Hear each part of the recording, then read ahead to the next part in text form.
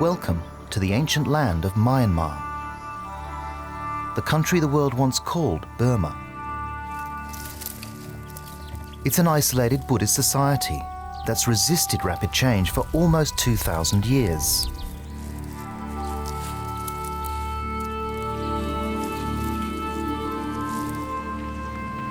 Here the people live as they have done for centuries, following a spiritual path, seeking modesty, respect for elders, and beauty in all things. The essence of their national spirit. The people here call Bamasan Chin.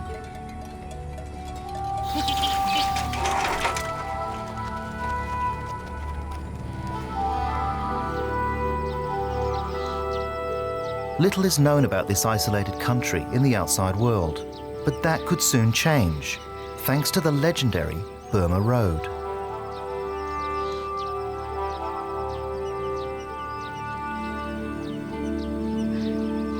Work has begun to rebuild the famous highway and connect Myanmar to the 21st century. And if the connection is managed with care, Myanmar's isolation will give way to a new place in the international community and a new future for these children.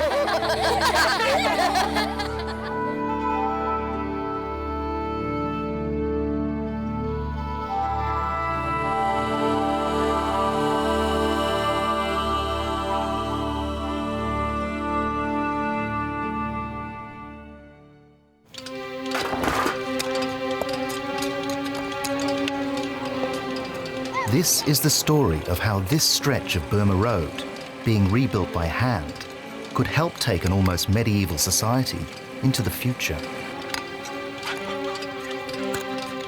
When it's finished, it'll pass through some of the great untouched wilderness areas still left in Asia.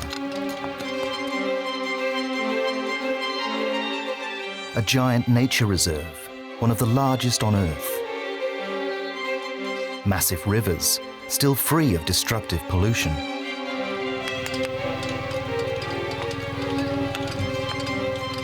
If this road is managed carefully, Myanmar will avoid the environmental and social disasters which have followed the arrival of Western culture throughout history.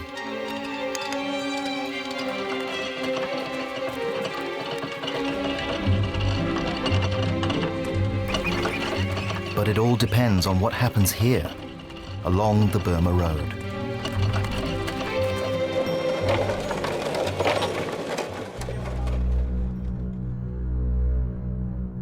Today, Myanmar is a country caught between powerful nations, which follow their own agendas for their own political and commercial advantage.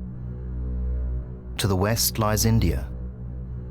To the east lies China, the fastest growing economies in the world today. Myanmar is the most direct route between west and east. Only a few hundred kilometers separates them.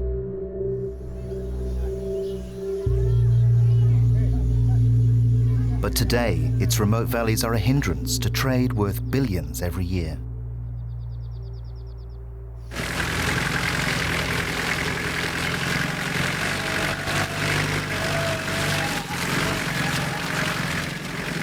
This muddy remnant of the legendary Burma Road, meandering through Myanmar's remote northern jungles, is the key to a radical new chapter in this country's history. There are plans to turn it into a highway to connect China and India to a concrete artery stretching all the way to Europe. It'll cut straight through northern Myanmar, and two worlds will collide.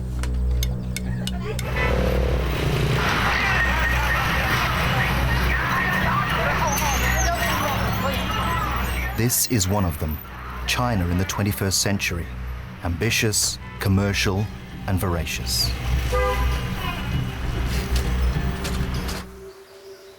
And just 200 kilometers away, there's the other, northern Myanmar, an almost medieval society.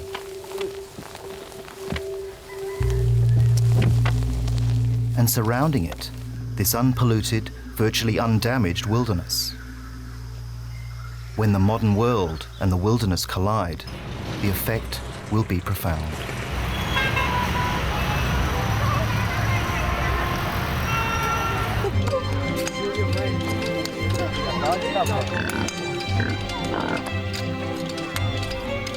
At this pace, the new Burma Road will be a long time coming. But the government of Myanmar is in no hurry to speed up the process.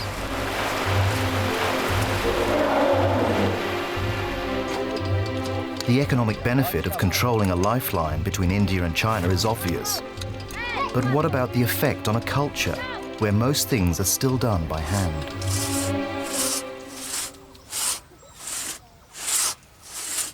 And how much will it cost to protect this vast wilderness, which is the natural heart of northern Myanmar?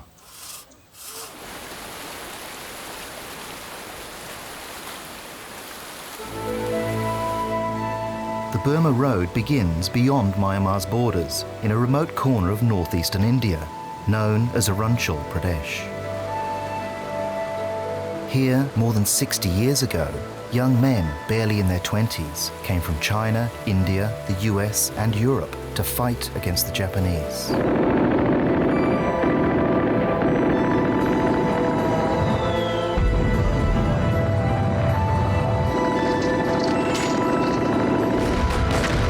They fought and died on a muddy track they carved from the living jungle.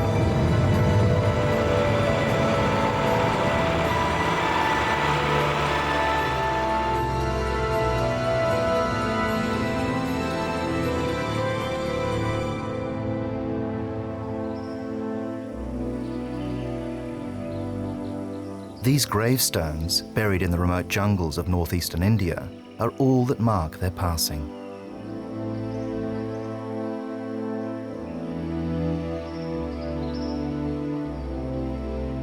This is just one graveyard. Many others lie undiscovered in the deep jungle. A generation lost, while their ghosts flicker on film, the black and white memory of war.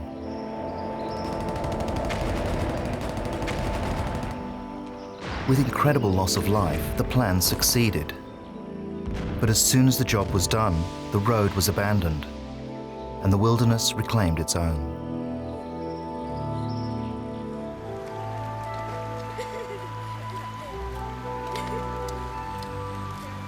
Today, the tanks and transports are not even a distant memory.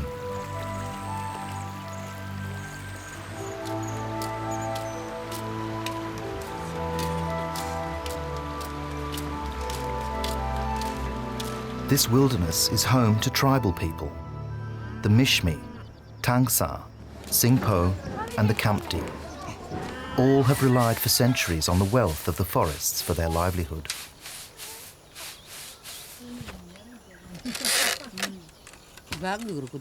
They were certainly here long before the invention of nations called India or Myanmar.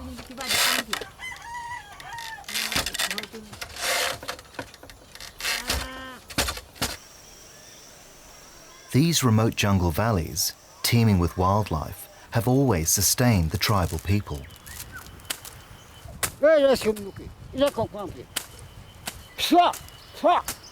Here, the modern notion of conservation and sustainability is a natural way of life. But ironically, that natural way of life has been the cause of constant violence along this remote border with India.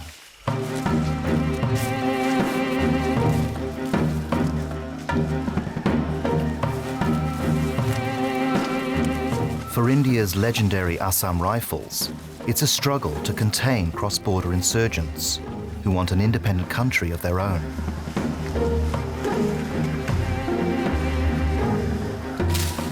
The tribes believe they have the right to hunt and trade through their traditional lands. To them, the border and the governments on each side are meaningless.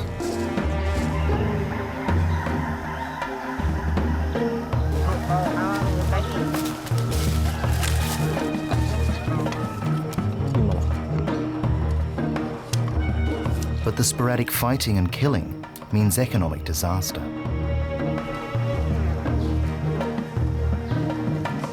For Captain Rajiv Singh, the hope is that a new Burma Road connecting India and China will stabilize these remote valleys. With this road coming up now, it's a boon not only for the people of Arunachal Pradesh or the people of Myanmar, it is a boon for us also. And this would lead to the prosperity of the people of the area with the aim of bringing peace to the area.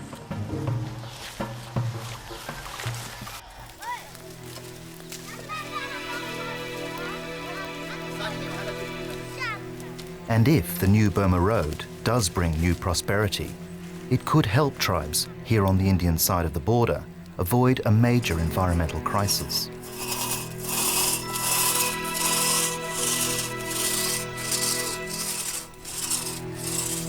One of their few reliable sources of income comes from illegal opium poppies.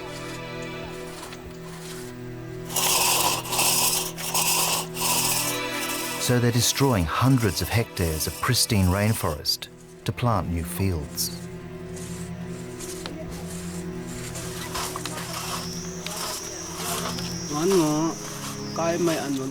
We feel bad about cutting the trees because we all depend on the jungle for hunting and for firewood and for making our homes. But to get more money, we need the fields for growing poppies.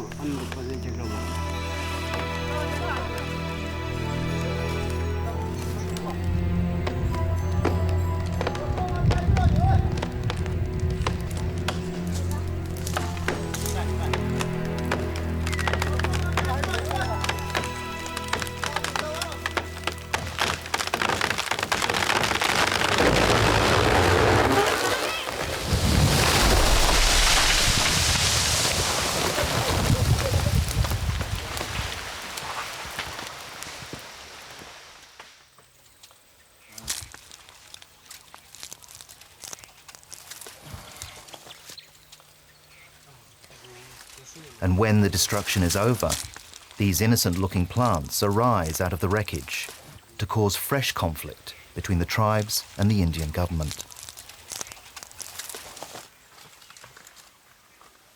Myanmar has virtually wiped out opium cultivation in its northwest border areas. But here in India, the authorities still struggle with eradication.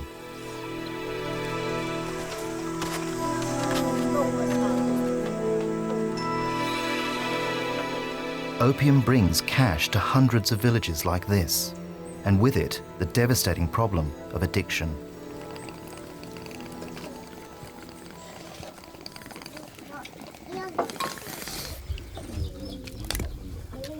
The people are anxious to remove opium from their lives. The destructive effect across the generations is obvious. It's bad for everyone, from grandfather to grandson.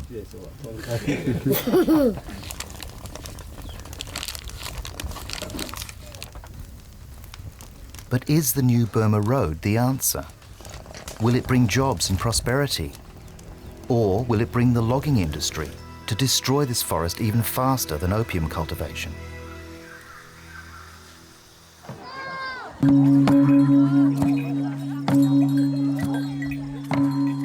In the remote villages, they want the new road because it will open their forest valleys to the outside world.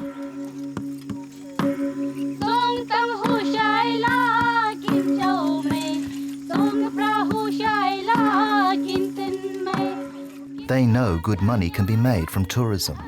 All they need is a paying audience.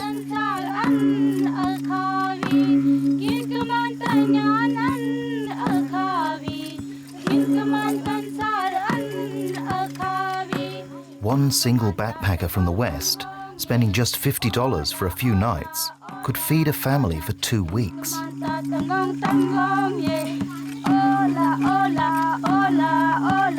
But it will take more than a remote mud track to get foreign travellers here.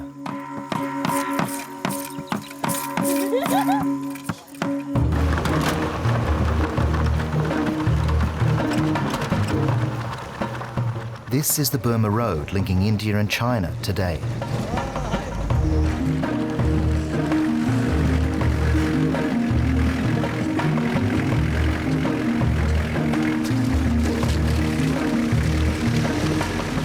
In the wet season, it's impassable.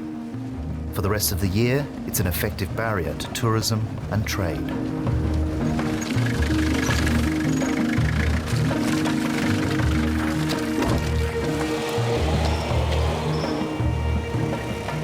coming months, the Indians will pave this road all the way to the top of the pass. Then it will be up to the Burmese to meet them from the other side. But when? So far, the Myanmar government won't say.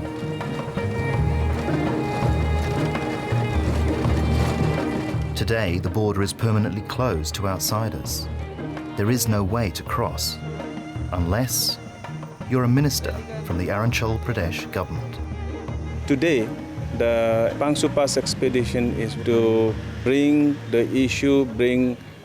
Burma Road into the limelight so that the people, important people in both the countries, make a decision to open up this Burma Road very soon. Minister Sentong Sena is a tireless champion of the new road. He sees it as a source of economic salvation for the remote Indian province he governs. For just a few hours, the border has been opened and the troops wave the minister's convoy through. He's here today on a public relations tour in the hope that this small journey will lead to a giant step between Burma and India.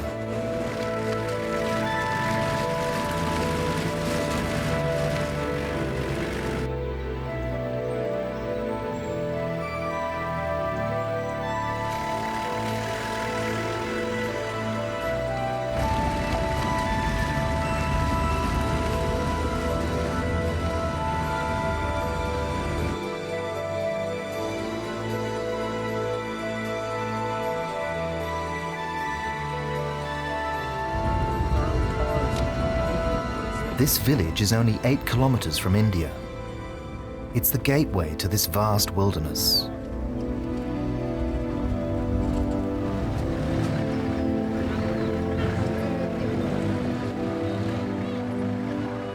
The minister does his best to talk up the new road, but with no sign of any Myanmar government officials, he's speaking mostly to his own team. The future for Arunachal Pradesh, we are surrounded by international borders.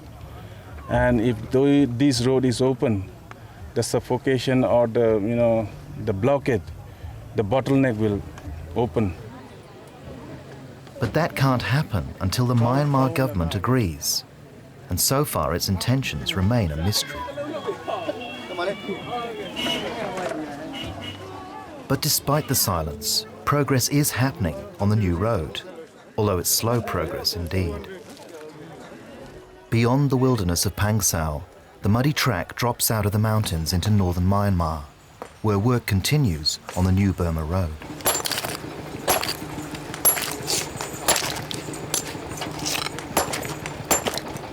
Working with the most basic of equipment, these imported Chinese workers are expected to complete a project stretching more than 1,000 kilometers. They'll have to cross one of Asia's greatest rivers, the Irrawaddy, and countless secondary streams. Every monsoon, they turn to destructive torrents. This bridge was wrecked during the last wet season. But in the future, semi-trailers and tourist buses could be rattling across this old bridge every day. And it will give outsiders access to northern Myanmar's greatest living treasure, one of the largest wildlife reserves on Earth.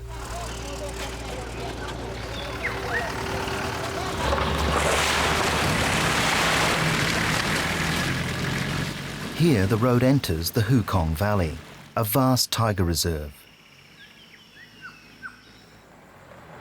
At 21,750 square kilometers, it's almost as large as the state of Massachusetts and larger than all India's tiger parks put together.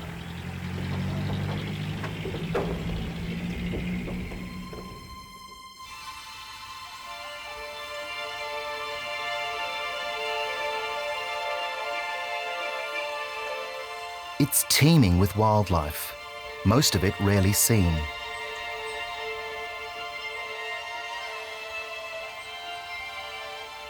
Only remote camera traps, set far from human habitation, reveal the richness of life here.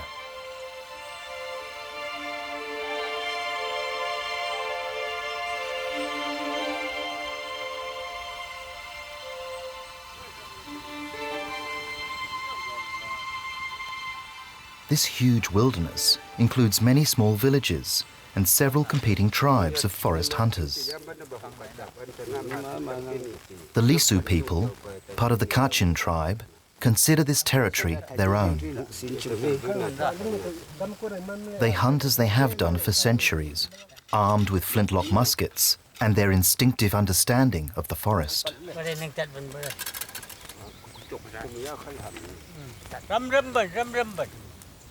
These men are using animism, or nature worship, to divine the intention of the animals they want to hunt.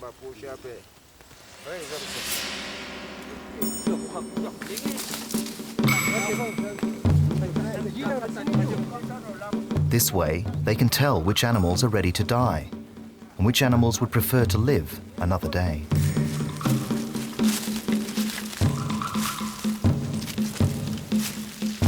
Tigers are their main quarry.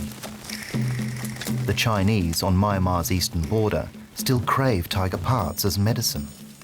It's a tradition that goes back thousands of years.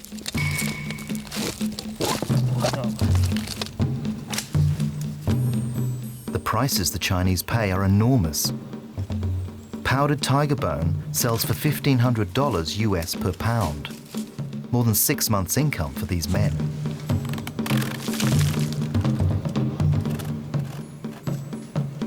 Like all the competing tribes here, the Lisu's hunger for income makes them virtual outlaws on their own land. The penalty for poaching tigers is high. Long prison sentences wait for them if they're caught.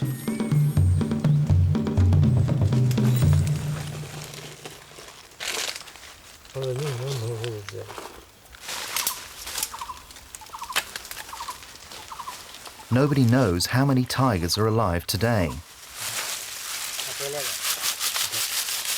But they are alive, and the new Burma Road could lead directly to an increase in their numbers.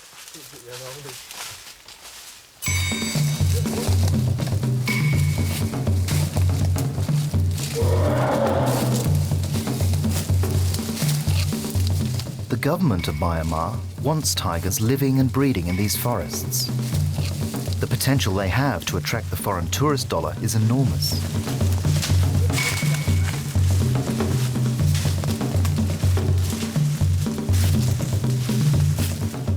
And this road, being laboriously built through the heart of the reserve, is clearly the best way to get the tourists here. But in the meantime, this is the most efficient way to move through the park.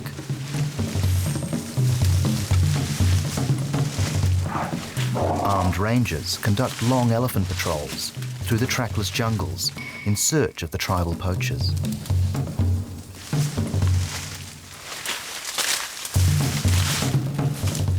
But with only a few rangers and elephants, finding a poacher, let alone a tiger, is next to impossible.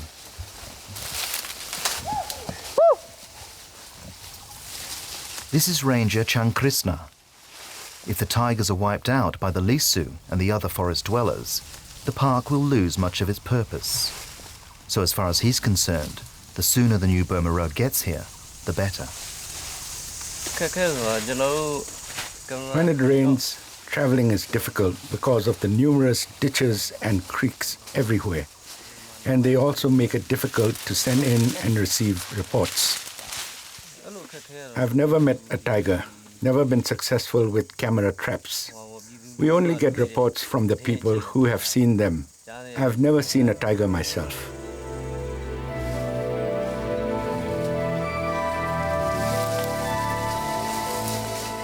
There's no doubt that the Lisu and the other forest tribes are threatening the future of the tigers that remain in this huge reserve. But what's more important, the survival of the tiger or the survival of the Lisu? To the Lisu hunters, there's no question. Today, they have no incentive to conserve the tiger or the jungles they know so well.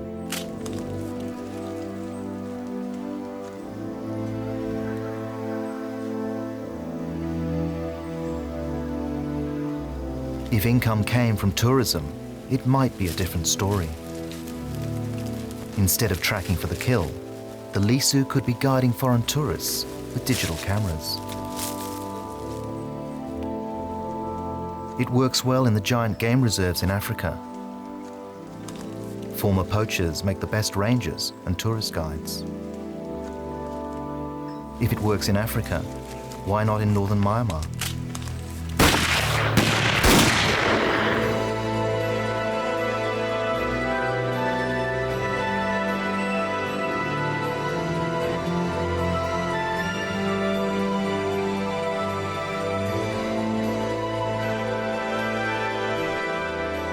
Less than a day's journey from the park, there's another of the natural wonders of northern Myanmar. This is where the rivers flow out of the mountains to form one of Asia's great waterways, the Irrawaddy.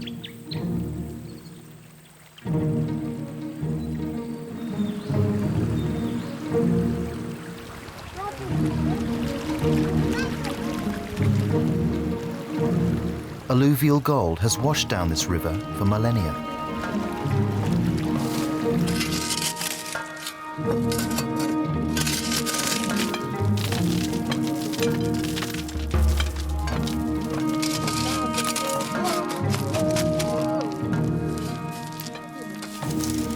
The amount of gold this sand contains is minute.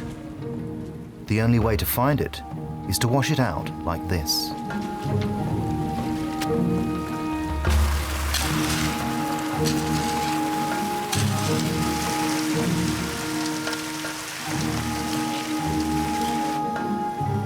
To collect the tiny specks of gold, the people add mercury to their pans.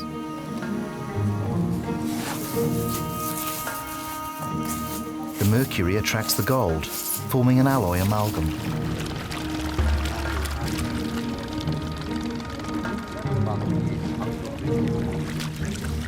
The sand is washed away, and after hours of labor, they're left with this, a tiny lump of gold bound by mercury. The problem is that the excess mercury washes into the river, and this is the result. The mercury poisons fish, and sometimes the people who feed on them, all the way downstream. It's clearly a problem, but so far it's a long way from a major environmental disaster. And if alluvial mining is carefully controlled, there's no reason why it should become a disaster in the future.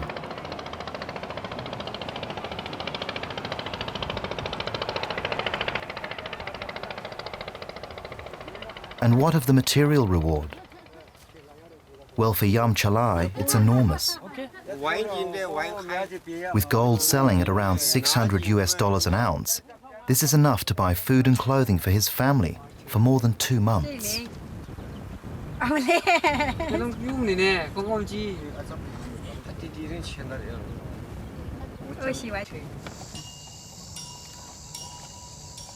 In the long term, the Myanmar government will have to decide if it wants revenue from gold or revenue from a pristine river system.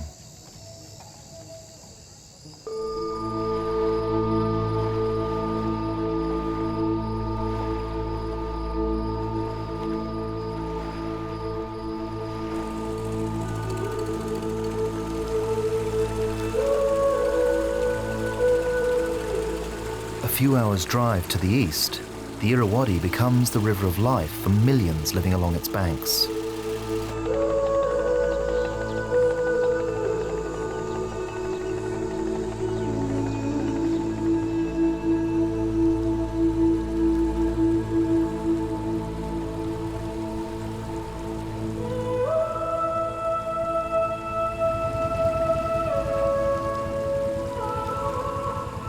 And this man, and many like him, are an important key to what happens to this undamaged environment in the future.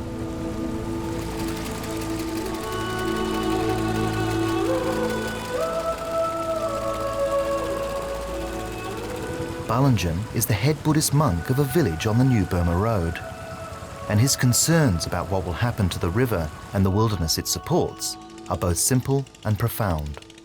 There will, of course, be changes due to the opening of the roads.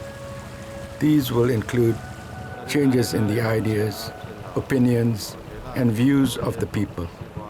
I hold that people in the old days, notwithstanding what others may say about their low standard of living, but the people in former days suffered less from greed and anger, and therefore enjoyed peace of mind.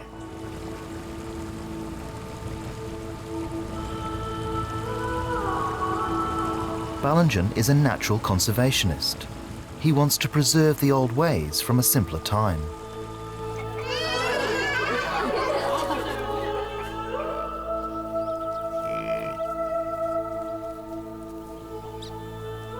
So walking with him is like walking into the heart of a past still undamaged by modern industry.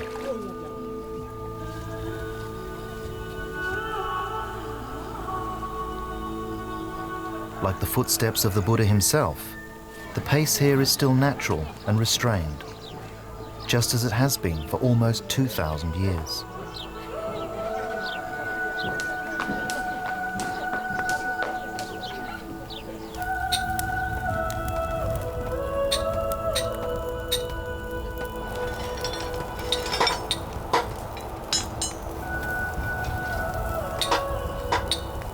The 21st century and the new Burma Road is part of another universe far away.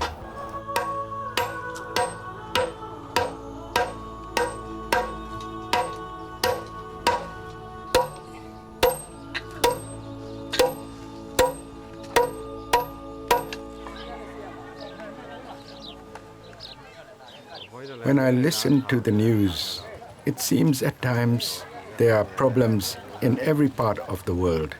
I have learned that the principal characteristic of the world today is the absence of peace. When I hear these things, I wish for peace, not only for my country, but for the whole world as well.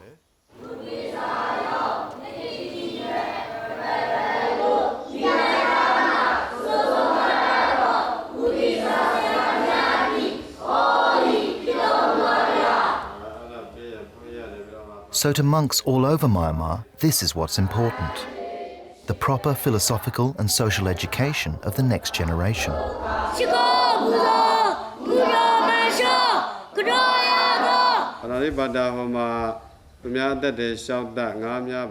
Balanjan is a tireless conservationist, protecting his young charges from the polluting effect of greed. When these children truly understand the principles of Buddhism, the hope is that they'll have the inner strength to manage the changes the new Burma Road and its semi-trailers might bring.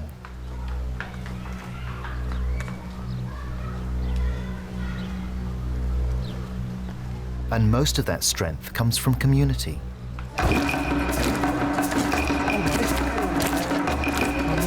One of the village elders has died, and everyone contributes to preparing food to honor his passing.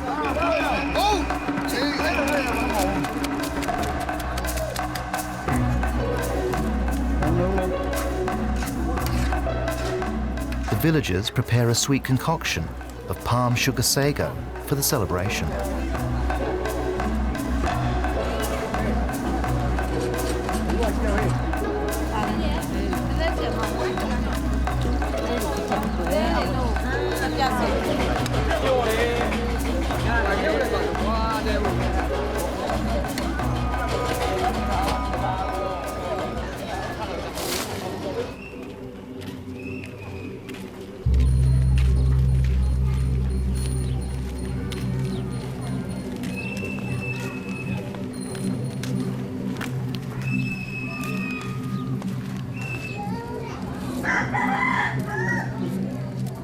Many small villages like this have a permanent monastery and several monks.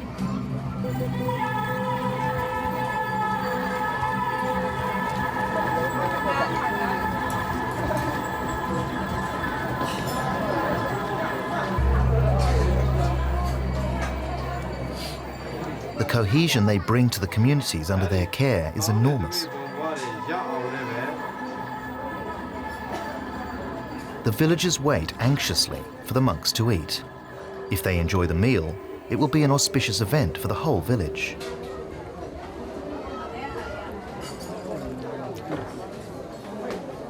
By showing charity to the monks, the villagers show their humility and generosity of spirit, both important steps on the road to enlightenment.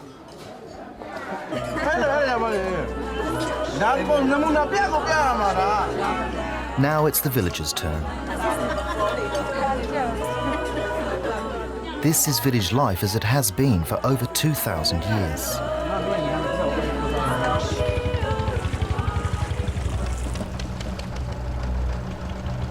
But just a few kilometers away, the stone and concrete artery connecting Myanmar with the teeming cities of China, India and Europe creeps ever closer.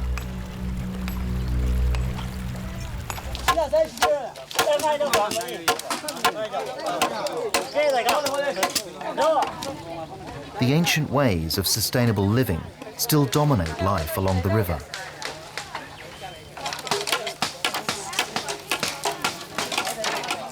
A new house is needed, so everyone contributes. Using little more than bamboo and grass collected from the forest, the people build a new house in hours.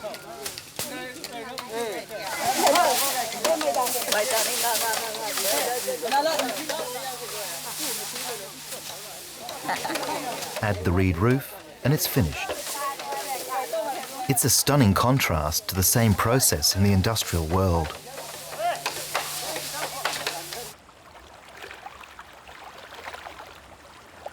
The challenge for the people of Myanmar is to hold on to their sustainable ways and still give their children the economic advantages a new Burma Road could bring.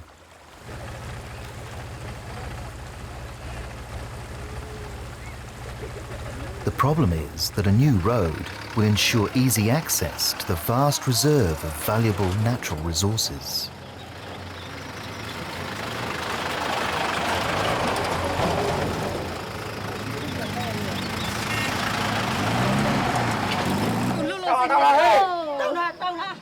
And today, one of the easiest and most profitable ways to access ready cash is by selling timber.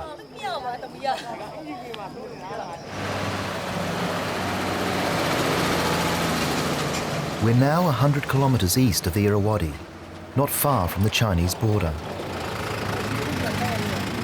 These teak forests are high on the Chinese radar.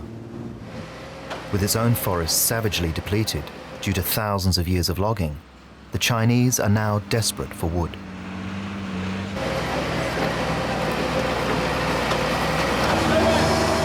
The Chinese government banned logging in their own country in 1998 because of severe environmental damage.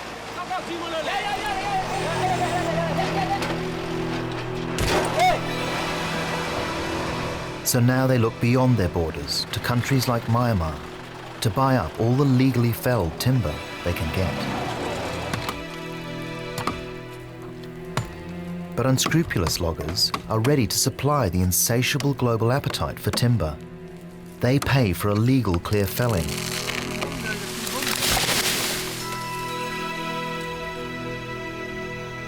And this is the result: profitable devastation.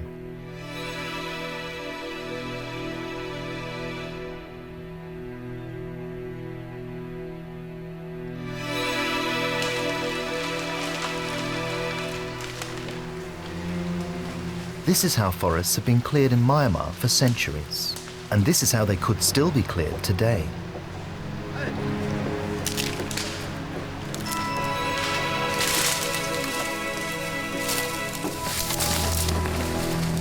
Elephant power is slow, but it works.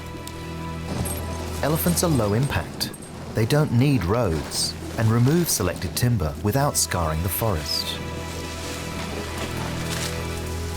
Today, the Asian elephant is in crisis because there's not enough traditional work like this. The villagers can't afford to feed them, so they're abandoned and returned to the semi-wild, where they cause terrible damage to agriculture. Many of these intelligent animals are shot or poisoned as a result.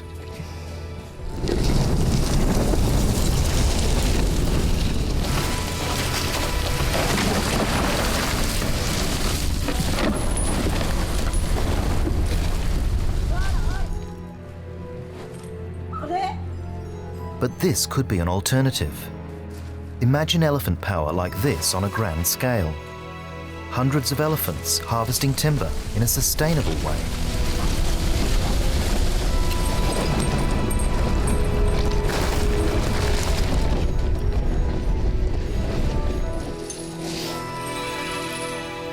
Could it be that this new road between India and China is the same road that brings elephants from neighbouring India and Thailand to work safely in the teak forests of Myanmar?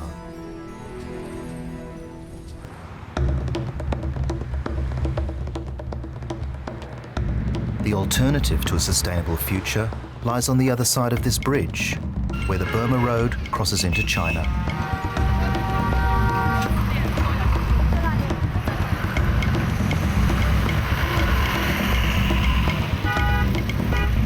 Welcome to the 21st century, at its most consumptive and powerful. The difference between life on these streets and life in the countryside a few kilometers away in northern Myanmar is extraordinary.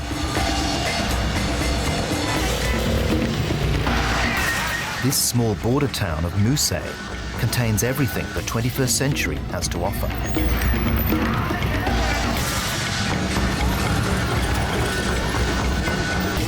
But it pales in significance when compared to Kunming, the geographical end of the original Burma Road, only 5 or 6 hours drive further east. Capital of China's Yunnan province, it's home to 8 million people, about a fifth of Myanmar's entire population.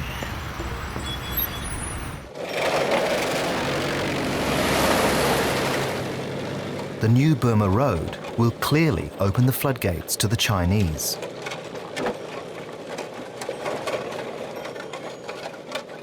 But does it have to damage this gentle Buddhist society?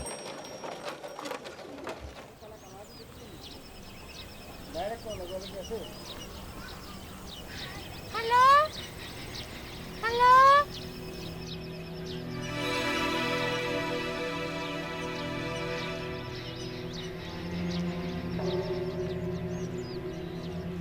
Perhaps there is another path. Just a few hours' journey from the border lies the mystical plain of Buddhist shrines and temples known as Bagan.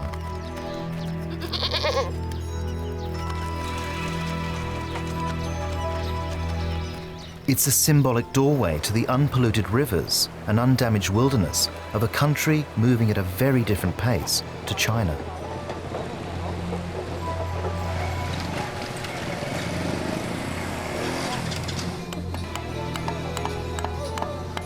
Buddhism is still the most powerful social force at work in Myanmar.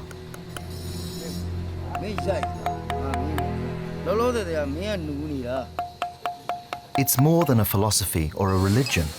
It's a practical way of living.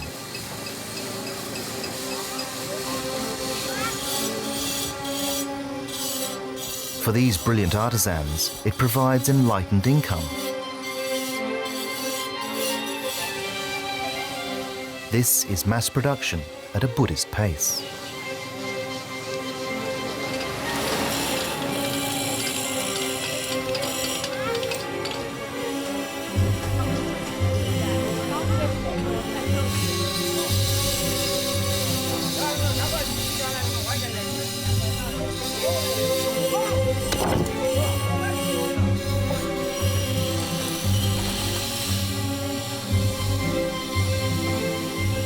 And this practical Buddhist lifestyle could be Myanmar's greatest protection against destructive change that will pour into the country along the new Burma Road.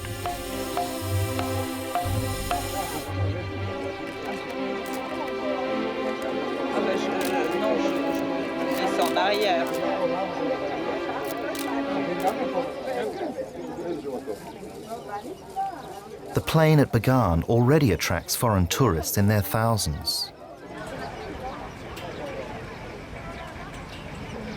But access is carefully limited and tourist numbers are carefully controlled. They bring in valuable hard currency, but in a low-impact way that preserves this ancient environment. It works here, So could carefully controlled economic development work right along the new Burma Road?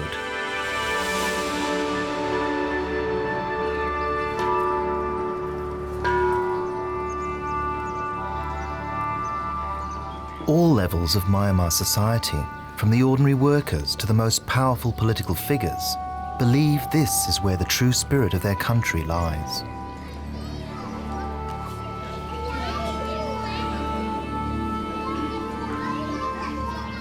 This is the great golden pagoda of Shwadagong.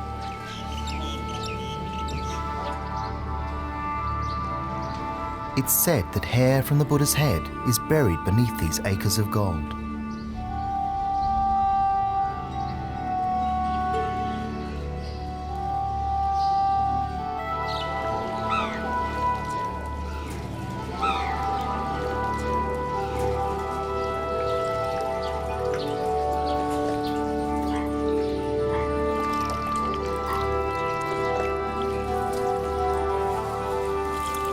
For almost 90% of the population, this is a place of pilgrimage.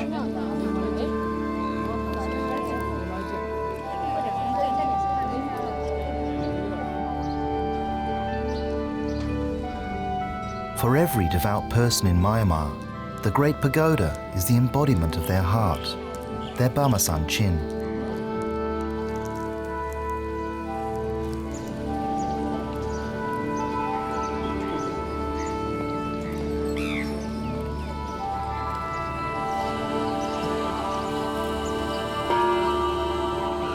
So for the people of Myanmar, the Golden Pagoda is their greatest treasure.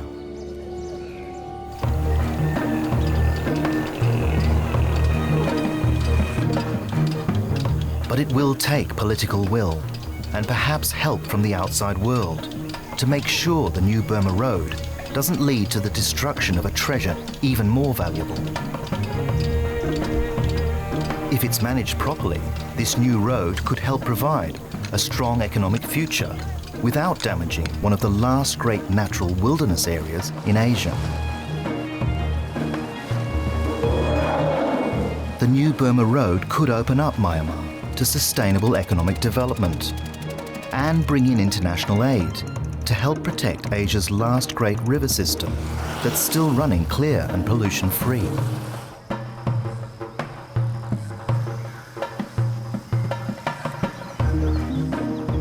It could bring thousands of carefully guided tourists to the last great teak forests of Asia and to the giant game reserve where tigers and countless other endangered species still roam.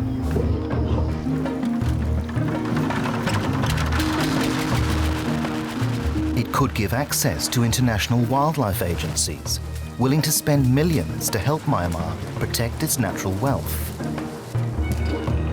A road is just a road, but it could also be a pathway to a secure and sustainable future for a new generation.